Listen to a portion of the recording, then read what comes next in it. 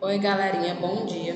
Estamos aqui para mais um dia de aula, mas antes de iniciar, vou dar umas dicas de estudo para vocês. Procure um lugar calmo, bem arejado e silencioso. Tenha sempre perto de você um estojo contendo seu lápis e borracha.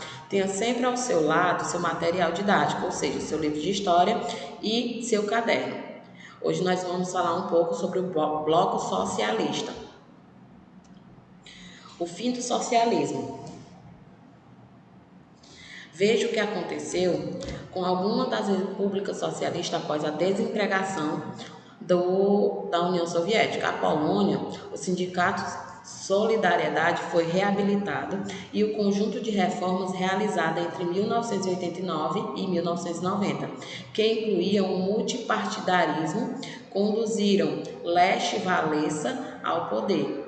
Hungria, o Partido Comunista se renovou e adotou o nome de Partido Socialista. Uma ampla privatização da economia e a abertura para a entrada de capital estrangeiro levaram o país a se aproximar do bloco capitalista. Tchecoslováquia, sob o comando de um intelectual chamado Václav Havel, foi realizada uma abertura política. O sistema passou a ser multipartidário em 1991 e teve início a privatização da economia em 1993, atendendo às diferenças étnicas. O país foi desmembrado em duas repúblicas, Eslováquia e República Tcheca. A Bulgária, no início da década de 80, líderes reformistas guiados por Gorbachev subiram ao poder em 1991. As eleições foram vencidas pela União das Forças Democráticas, encerrando o período de hegemonia comunista do poder. A Albânia, em 1992, o Partido Democrata venceu as eleições, acabando com o monopólio comunista, porém as dificuldades em resolver a crise econômica e a fragilidade das instituições políticas têm criado um clima inconstante quanto ao futuro da democracia nesse país. E a Romênia, em 1990, foram realizadas as primeiras eleições livres na Romênia. Ao longo da década de 90, os partidos políticos anticomunistas tiveram um grande aumento. O Pacto de Varsóvia, ele uniu a aliança militar dos países do bloco socialista na pós-Segunda Guerra Mundial. A Segunda Guerra Mundial foi vencida pelos Estados Unidos e pela União Soviética. Entretanto, os dois países tinham posições contrárias com o fim do conflito, com a Alemanha nazista. Os Estados Unidos eram defensores da ideologia capitalista, a qual espalhava ideologicamente pelo mundo. Já a União Soviética era adepta, desde a Revolução Russa de 1917, o socialismo. As duas ideologias entraram em confronto com o fim da guerra, polarizando o mundo entre capitalista e comunista.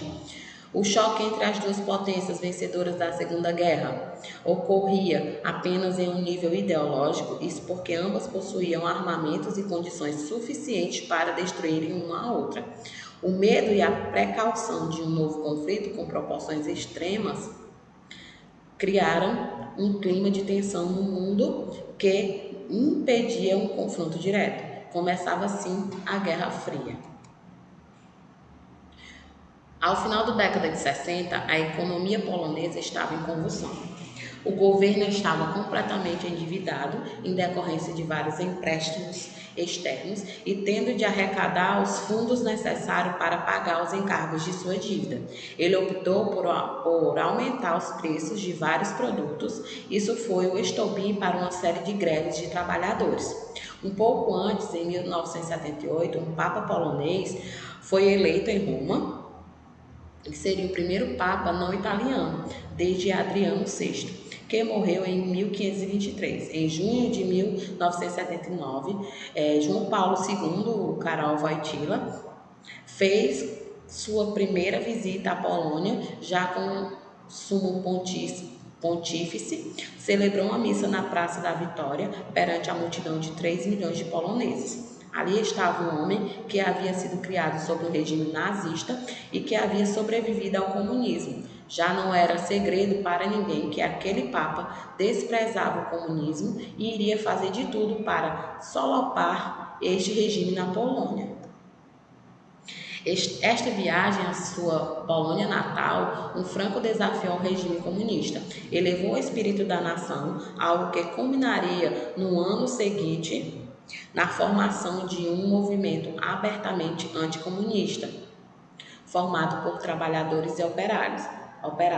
Tudo começou com uma greve geral em Lublin em julho de 1980, mas foi em meados de agosto que manifestações no estaleiro de Gdansk deram origem a uma série de greves que praticamente paralisaram toda a costa báltica.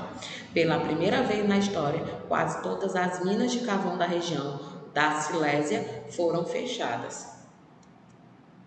Os representantes dos grevistas nos estaleiros, liderados por eletricista chamado Lech Walesa, assinaram o Acordo de Gdansk,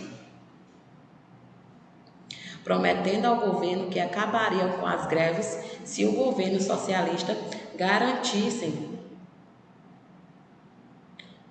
o direito dos trabalhadores de formar sindicatos independentes e também chancelasse o direito à greve. Após um bem-sucedido acordo, nesta que havia sido a maior confrontação trabalhista da história da Polônia, movimentos sindicais organizados começaram a se formar ao longo de todo o país. No dia 17 de setembro de 1980, todos os sindicatos se reuniram e decidiram formar uma única organização sindical nacional, a chamada Solidariedade. A guerra na Bósnia, ela foi um conflito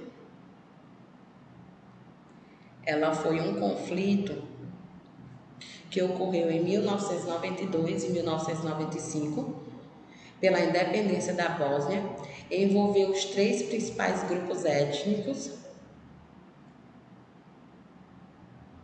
que existiam na região: croatas, sérvios e bósnios. O saldo da guerra, além da destruição material, foi de milhares de mortos. As estimativas falam de 100 mil a 200 mil mortos. O conflito também foi marcado pelo processo de limpeza étnica promovido pelas forças sérvio-bósnias contra a população bosníaca. O colapso da União Soviética e o Bloco Socialista em 1991 acabou sendo o fator definitivo que causou a fragmentação da Iugoslávia e a consolidação das hostilidades, pois a autoridade centralizada em Moscou atuava para conter movimentos de independência e os conflitos entre as diferentes etnias. Uma vez iniciada a guerra, as forças paramilitares da Sérvia logo se impuseram sobre as desorganizadas forças bósnias. Assim, cerca de 70% do território bósnio foi ocupado por forças da Sérvia. As derrotas iniciais dos bósnios muçulmanos ocorreram pela falta de armamento do seu exército. A guerra também foi marcada pelo cerco de Sarajevo, capital da Bósnia, onde forças militares sérvias posicionaram-se nos morros que circundavam a cidade e passavam a bombardeá-la constantemente. O cerco também registrou o ataque dos atiradores de elite contra a população civil de Sarajevo. A Bósnia pacificada foi organizada em duas regiões: Federação da Bósnia e Herzegovina, sob o controle de bosníacos e croatas, e a República da Sérvia da Bósnia, sob o controle dos sérvio-bósnios.